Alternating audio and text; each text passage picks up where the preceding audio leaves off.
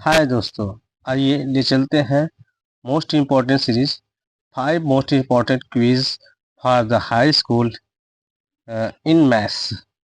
आपको daily 5 most important questions हमारी तरफ से प्रोवाइड किए जाएंगे जो बोर्ड एग्जाम में आपको हेल्पफुल होंगे।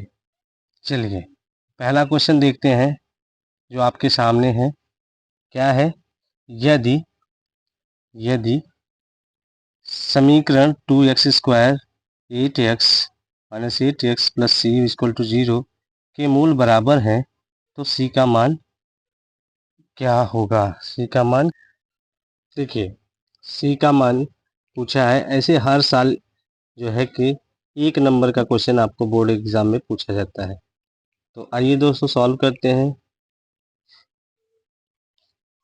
जो है समीकरण दिया है a x² यदि यदि a x² plus bx plus C equal to 0 हो तो b² माइनस 4ac बराबर 0 होगा। कब? जब मूल बराबर होंगे। जब मूल बराबर होंगे। ठीक, तो तुलना कर लेते हैं समीकरण से। देखते हैं a बराबर क्या आता है। a बराबर 2, b बराबर माइनस का 8 और c बराबर c। आइए हम रखते हैं फार्मूले पे, जो आपके सामने रखा जाएगा। फार्मूले पे क्या है? 2 का square b² minus 4c minus 8 का होल स्क्वायर, सॉरी माइनस 8 का whole square minus 4 into a का मान 2, c का मान c इक्वल टू 0। 8 का स्क्वायर 64, हम माइनस 4 टू ज़ा 8 c दिस साइड लाए तो c इक्वल टू क्या हो जाएगा? 64/8।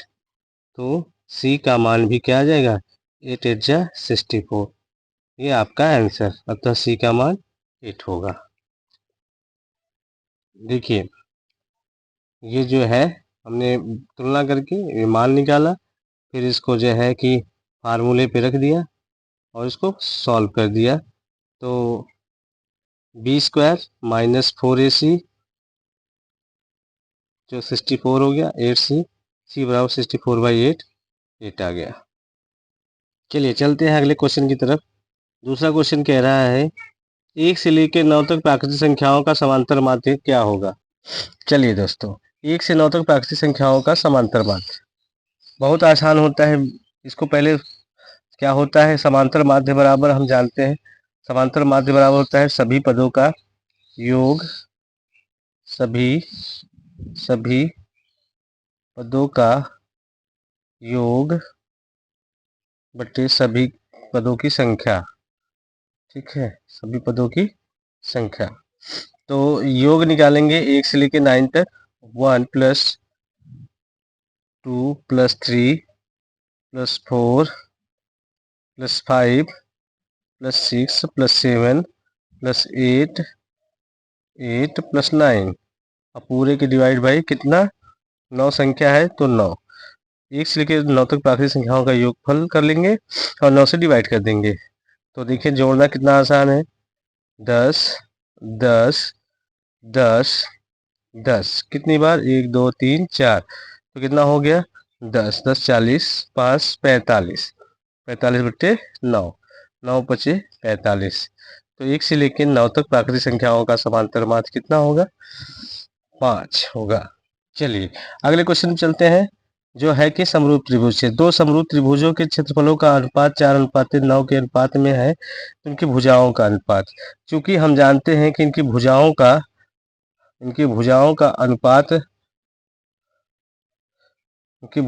अनुपात इनके क्षेत्रफलों के वर्गों के अनुपात इसके बराबर होता है।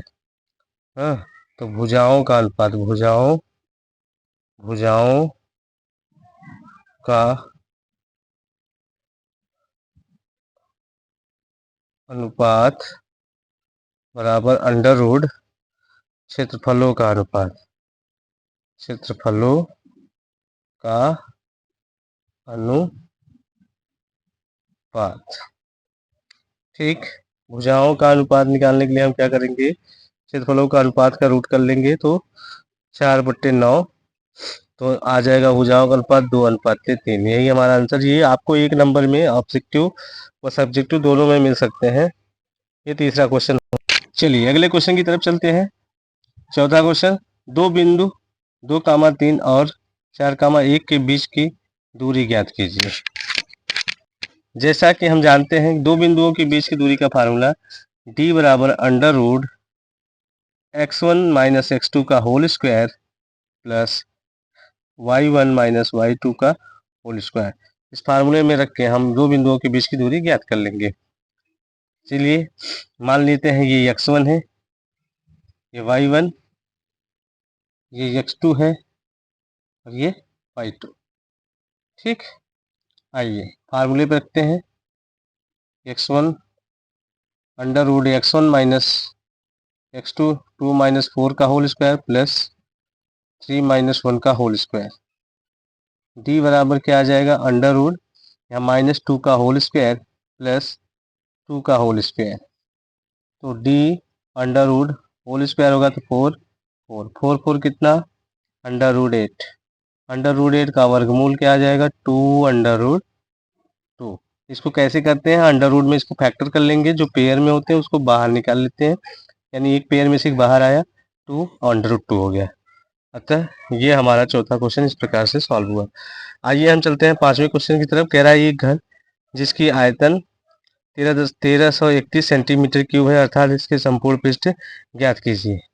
क्योंकि हम जानते हैं घन का आयतन बराबर होता है क्या है, भुजा का क्यूब।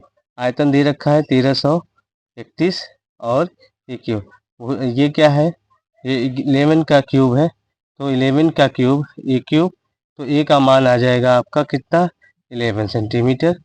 और संपूर्ण पृष्ठ का क्षेत्रफल, घन का संपूर्ण पृष्ठ व पृष्ठीय क्षेत्रफल दोनों एक ही होते हैं। घन का संपूर्ण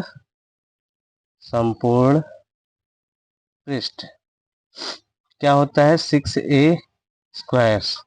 तो 6a स्क्वायर यानी 11 का स्क्वायर, तो 6 इंटू 121, 6 1 जा 6, 6 2 जा 12, 2 1 कैरी, 6 1 जा 6 1 7, 726 सेंटीमीटर स्क्वायर होता है। इस प्रकार से हमारा पांचवा क्वेश्चन भी कंप्लीट हुआ। आपको पसंद आएगा ये सीरीज, और पर डे आपको 5 क्वेश्चनों का सीरीज मिलेगा। धन्यवाद, थैंक यू। वीडियो को ज़्यादा से ज़्यादा शेयर करें और लाइक करें और अपना कमेंट जरूर छोड़ें, ये हमारे लिए हेल्पफुल होगा।